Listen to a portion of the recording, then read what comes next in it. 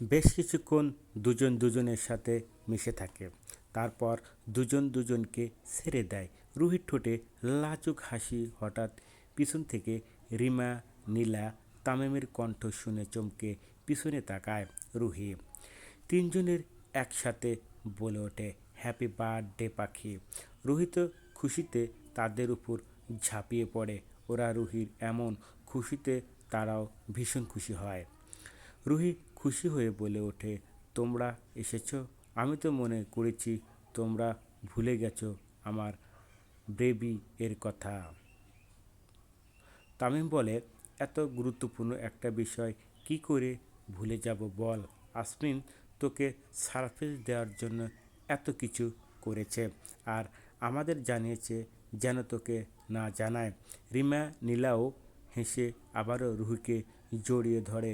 রুহি আসমিনের দিকে তাকায়, দেখতে পায় আসমিন তার দিকে এক দৃষ্টিতে তাকিয়ে আছে। রুহি লজ্জায় চোখ নামিয়ে দেয়। এরপর ওরা সবাই মিলে কেক কেটে এক অপরকে খাইয়ে দেয় আর আনন্দে মেতে ওঠে। রিমা রুহি কানে কানে বলে ওঠে, এই যে বাবুর আম্মু, এবার বাবু আসার পালা। আমি তো মহা অ্যাক্সিডেন্ট খালামণি হব। ইস, কবে যে হব। রুহি রিমার মাথা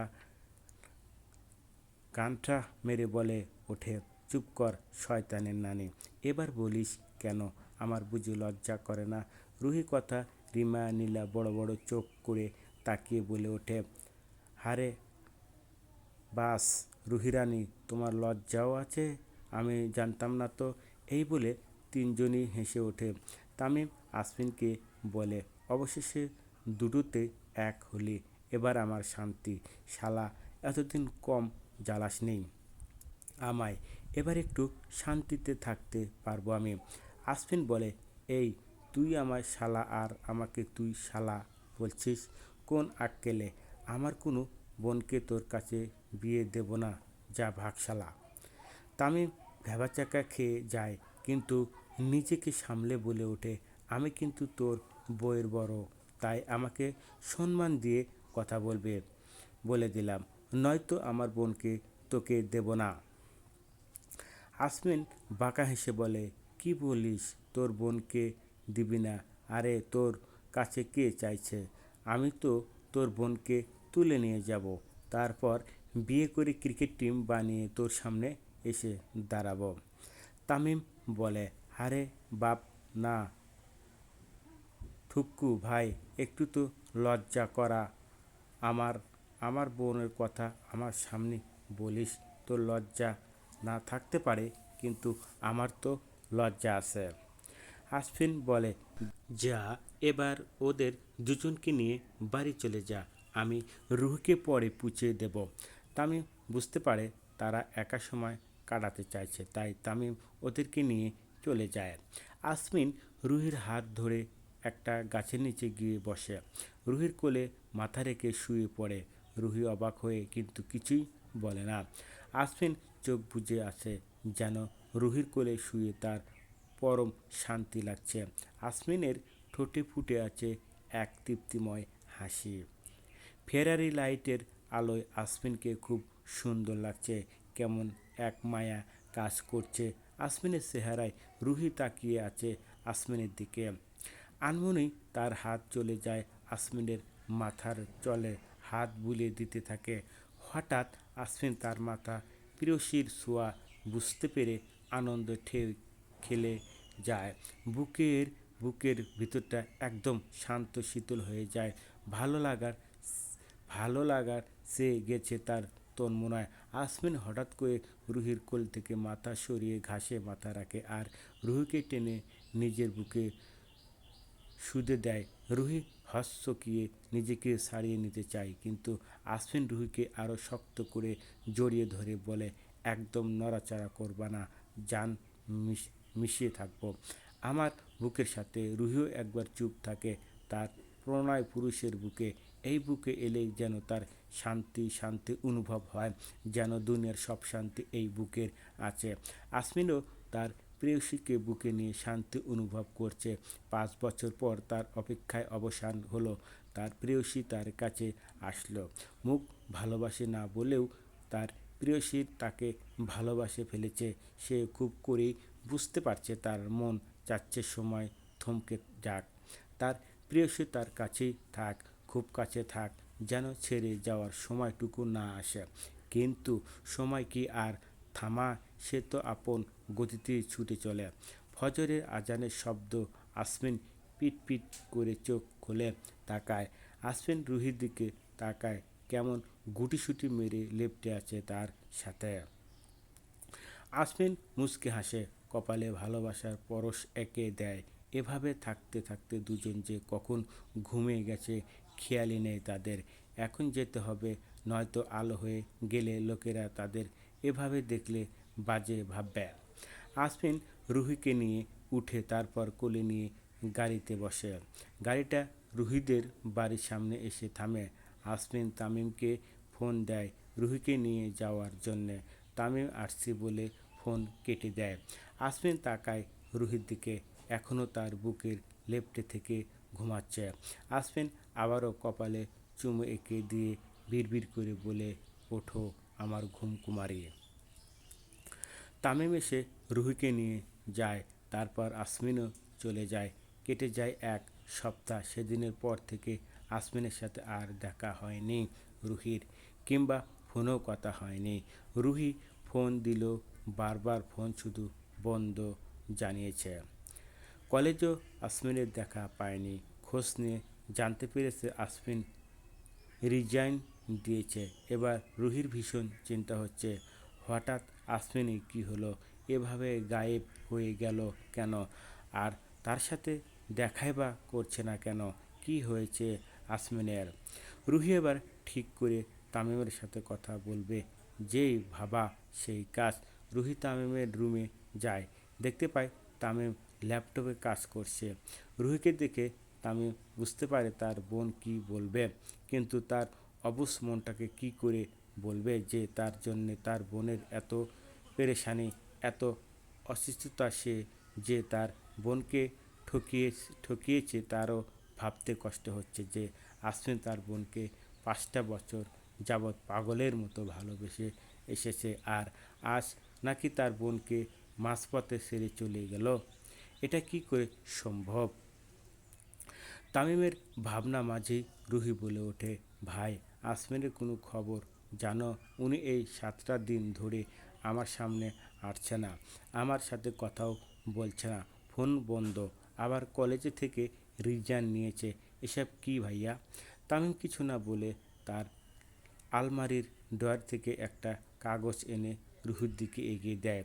রুহি ভ্রু কুঁচকে তাকায় কাগজটার দিকে। কাগজের ভাঁজ খুলে কিছু লেখা দেখতে পায়।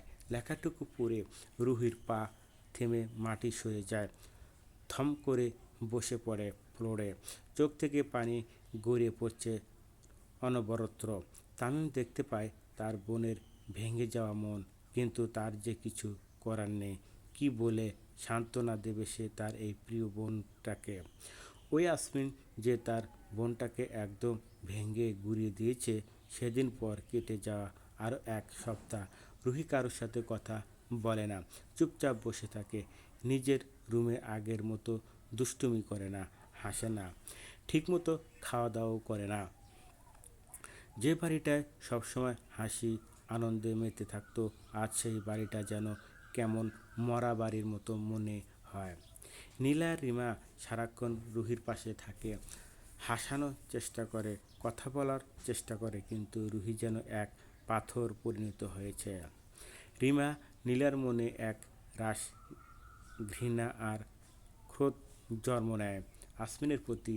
কেন তার প্রাণপ্রিয় বান্ধবীকে ঠকাতে?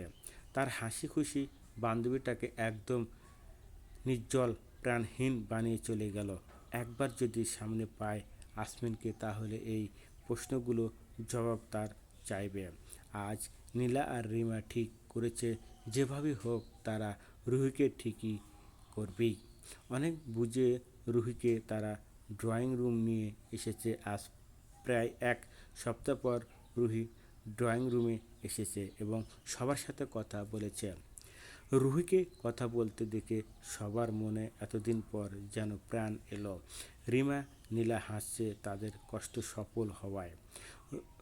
রুহি ওদের একে হাসতে দেখে নিজেও মন খারাপ লুকিয়ে মুচকি হাসে আর মনে মনে বলে, শুধু শুধু আমার কাছের মানুষগুলোকে এতদিন কষ্ট দিলাম। একজনের প্রতি রাগ অভিমান কেন আমি অন্য কাউকে দেখাবো? আমি বাঁচবো আমার পরিবারকে নিয়ে। যারা আমার ভালোবাসা, যারা আমার নিয়ে ভাবে, আমি তাদেরকে নিয়ে বাঁচবো।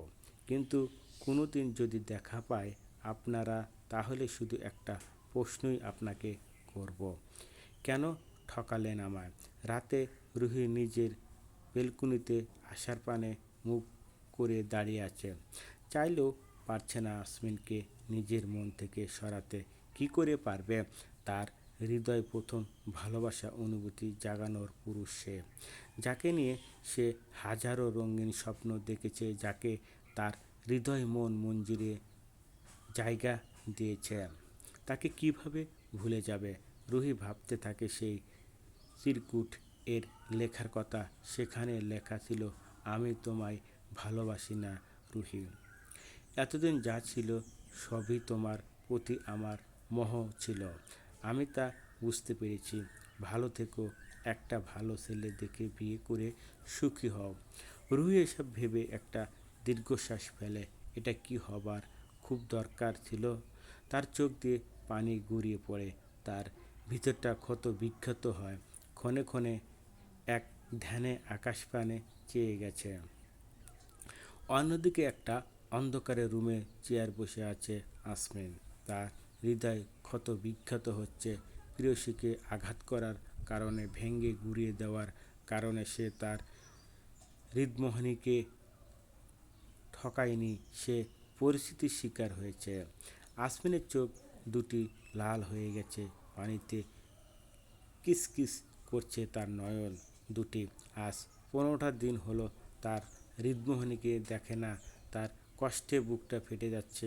রাগে দুঃখে কষ্টে চেয়ার থেকে উঠে দেয়ালে সরজোরে ঘুষি মেরে দেয়। হাত ফেটে রক্ত পড়তে থাকে। এমন সময় রুমে প্রবেশ করে জিসান। বন্ধু সুলভ ভাইয়ের এমন অবস্থা দেখে আগে উঠে জিসান দৌড়ে গিয়ে আসমিনকে আটকায় আর বলে, আসমিন কি করছিস এসব? পাগল হয়ে গেছিস তুই? আসমিন জিজ্ঞাসাকে জড়িয়ে ধরে হাউমাউ করে কান্না করে দেয় আর বলে, জিসান আমার রুহিকে এনে দে ভাই, ওকে আমি কতদিন ধরে দেখি না, প্লিজ এনে দে না রে। ওরে, আমি ওকে ছাড়া বাঁচতে পারবো না। আমি ওকে আমার জীবনের চেয়েও বেশি ভালোবাসি জিসান। দেখ জিসান, আমার কলিজাটা পুড়ছে, ভীষণ পুড়ছে রে। ওকে এনে দে আমার কাছে, আমার প্রাণটাকে এনে দে রে ভাই। আমার দম বন্ধ হয়ে আসছে, নিঃশ্বাস নিতে কষ্ট হচ্ছে রে। আমি কি মরে যাচ্ছি জিসান? মনে হয় মরে যাচ্ছে। আমার রুহিকে ছাড়া আমি মরে যাচ্ছি জিসান, মরে যাচ্ছি। এসব বলতে বলতে ঢলে পড়ে জিসানের আগলে ধরে তার ভাইকে জিজ্ঞাসা, চোখেও পানি। ভালোবাসা কত কষ্টের, তাই না? ভালোবাসা মানুষের পাগল করে ছাড়ে। জিসান আজ 15টা দিন ধরে দেখছে আসমিনের পাগলামি। কতটা ভালোবাসলে মানুষ এমন পাগলামি করে যে আসমিন মেয়েদের ক্রাশ ছিল। আজ সেই আসমিনকে দেখলে মানুষ পাগল বলে। ভুল করবে। এতটা অধঃপতন হয়েছে তার প্রেয়সীর জন্য। জিসানের মন চাইছে যে এর পিছনে দায়ী তাকে শ্যুট করে এই দুনিয়া থেকে বিদায় করে দিতে। 2 দিন দুটি ভালোবাসার মানুষ না পাওয়ার দহনে পুড়ছে। একজন ভুল বুঝে কষ্ট পাচ্ছে, আরেকজন পরিস্থিতির কারণে তার প্রেয়সীকে কষ্ট দিয়ে কষ্ট পাচ্ছে, তিলে তিলে মরছে। জিসান আসমিনকে টেনে নিয়ে বিছানায় শুইয়ে দেয়, হাতে ব্যান্ডেজ করে দিয়ে পানি ছিটিয়ে দেয় আসমিনের চোখে মুখে। আসমিনের হুঁশ ফিরলেও চোখ খুলে তাকায় না। ঘন ঘন নিঃশ্বাস ফেলছে আর বলছে, আমার রুহিকে চাই, ওকে এনে দে, নয়তো আমি নিঃশ্বাস বন্ধ হয়ে মরে যাব। জিসান বুঝতে পারে এখানে রুহিকে প্রয়োজন, নয়তো তার ভাই মরে যাবে। কিন্তু সে কিভাবে কি করবে কিছু বুঝতে পারছে না। তার কষ্ট হচ্ছে খুব। ভাইয়ের এমন অবস্থা দেখে জিচান বলে, ভাই তুই একটু শান্ত হ প্লিজ। আমি তো রুহিকে যেভাবে হোক এনে দেব, তার জন্যে আমার যা করতে হয় করব। এই বলে রুম থেকে বেরিয়ে যায় তারা। এক শুনশান নীরব জঙ্গলের ভিতর এক বাংলোতে থাকছে। এখানে কেউ থাকে না, আশেপাশে কোনো বাড়ি ঘরও নেই। জঙ্গলের ভিতর দিকে বাড়িটা এই বিপদে জিচান তার ভাইয়ের সঙ্গে দিয়েছে ওই দিন। কারণ জিচান আসমিনকে খুব ভালোবাসে, বন্ধুর মতো একে অপরের কাছে সব শেয়ার করে। ওই দিন রুহিকে বাড়িতে দিয়ে নিজের বাড়ি ফিরছিল, তখন আসমিনের সাথে কিছু ঘটেছিল যা জিসান জানতে পারে। আর তার ভাইয়ের সঙ্গ দিয়ে কিন্তু প্রতিবাদ স্বরূপ কিছু করতে পারে না। এতে যে একটা পরিবার ধ্বংস হবে, তাই কোনোরকম পালিয়ে দুজন এখানে আছে। এই বাড়ির কথা কেউ জানে না। রাত 1টা বাজে। জিসান নিজেকে সম্পূর্ণ কালো কাপড়ে আবদ্ধ করে গাড়ি দিয়ে রওনা হয়। এখান থেকে রুহির বাড়ি পৌঁছতে প্রায় 3 ঘন্টা সময় লাগবে। জিসান একটা দীর্ঘশ্বাস ফেলে তার ভাইয়ের প্রাণ ভোমরাকে আনতে রাতে আধারে ছুটে চলেছে। রাতের শেষ দিকে 4টা বাজে। প্রায় সারা রাত রুহি ঘুমানে চেয়েও পারছে না। আসমিন চেহারাটা তার চোখ থেকে সরাতে যতবার চোখ বন্ধ করছে, ততবার চোখের সামনে আসমিনের চেহারা ভেসে উঠেছে। রুহি বারবার মনে হচ্ছে তার আসমিন তাকে ঠকাতে পারে না, নিশ্চয়ই কোনো কিছু হয়েছে। নয়তো যে লোকটা তাকে এত ভালোবেসেছে সে হঠাৎ করে কী করে পাল্টে যেতে পারে। তার মনে কেমন কু ডাকছে। বারবার মনে হচ্ছে তার আসমিন ভালো নেই, কিছু হয়েছে তার প্রেমিক পুরুষের। এসব ভেবেই আরও উতলা হচ্ছে, হৃদয় ঝড় বয়ে যাচ্ছে। হঠাৎ বেলকুনিতে কিছু শব্দ পেয়ে হুড়মুড় করে উঠে বসে। রুহি বলে ওঠে, কে ওখানে, কে? তখনই এক পুরুষলালী কণ্ঠে বলে ওঠে, রুহি দরজা খোলো প্লিজ, আমি জিসান, আসমিনের চাচাতো ভাই। তোমার সাথে জরুরি কথা আছে, প্লিজ দরজাটা খোলো। রুহি আসমিনের কথা বলতে দৌড়ে গিয়ে দরজা খুলে দেয়। দরজা খুলতে জিসান রুহির পায়ে ধরে কান্না মিশ্র কণ্ঠে বলে ওঠে, রুহি তুমি তোমার আসমিনকে বাঁচাও। রুহি তোমার আসমিন ভালো নেই, তোমাকে ছাড়া ও মরে যাচ্ছে। রুহি তোমাকে ছাড়া মনে হয় না ও বাঁচবে, মরে যাবে। রুহি এখন যদি তুমি আমার সাথে না চলো তো তোমার আসমিন মৃত্যু ঘটবে। আমার সাথে চলো রুহি। রুহি যেন বাকরুদ্ধ হয়ে গেছে। বারবার তার কানে বাজছে তার আসমিন ভালো নেই, মরে যাবে। রুহির বুকটা ধক করে ওঠে। তাহলে কি তার ধারণায় ঠিক তার আসমিন কিছু হয়েছে? রুহি জিচানকে সাইয়ে বলে, আসমিন কোথায় ভাইয়া? আমি যাব আমার আসমিনের কাছে, আমার আসমিনের কাছে নিয়ে চলুন ভাইয়া। রুহি যেন সব ভুলে যায়, তার মাথায় শুধু আসমিন আর আসমিনের কথায় ঘুরপাক খাচ্ছে। খুব সাবধানে জিচান রুহিকে বেলকুনি দিয়ে নামিয়ে আনে।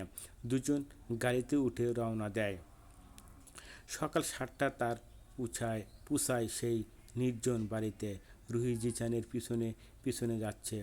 জিসান আসমিনের রুম বরাবর এসে আসমিনের রুম দেখিয়ে বলে ওঠে, এখানে তোমার আসমিন, যাও বোন। রুহি কোনো কথা না বলে দৌড়ে সেই রুমের দিকে চলে যায়। দরজা খুলে ভেতরে প্রবেশ করে। বিছানায় নজর দেখতে রুহি থমকে যায়। এ কী হয়েছে লোকটার, একদম চেনা যাচ্ছে না। আসমিনের এমন মরণ প্রায় অবস্থা দেখে রুহির চোখে পানি চলে আসে। সে ধীরে ধীরে এগিয়ে যায় আসমিনের কাছে। রুহি খেয়াল করে আসমিন কি যেন বিড়বিড় করে বলছে। রুহি কান পেতে শুনে আসমিন বলছে, আমার রুহিকে চাই, আমার রুহি এনে দাও। রুহি তুমি কোথায়, কোথায় তুমি রুহি? আমি তোমার শূন্যতায় মরে যাচ্ছি রুহি। রুহি আর সইতে পারে না, টুকরো কেঁদে ওঠে। সব শক্তি দিয়ে জড়িয়ে ধরে আসমিনকে। আসমিন যেন হঠাৎ করেই অনুভব করে তার মরুভূমির ন্যায় বুকে এক ফসল বৃষ্টি আগমন হয়েছে। তার প্রিয় শিষ্যরির ঘ্রাণ তার নাসিকতার প্রবেশ করেছে, প্রাণ ভরে শ্বাস টেনে নেয়। এবার মনে হচ্ছে সে শ্বাস নিতে পারছে স্বাভাবিকভাবে। তার প্রেয়সী তার হৃদমোহনী এসেছে, তার বুকে মাথা রেখেছে। আসমিন প্রেমিক মন এতদিন পর শান্ত হয়েছে। আসমিন ধীরে ধীরে চোখ খুলে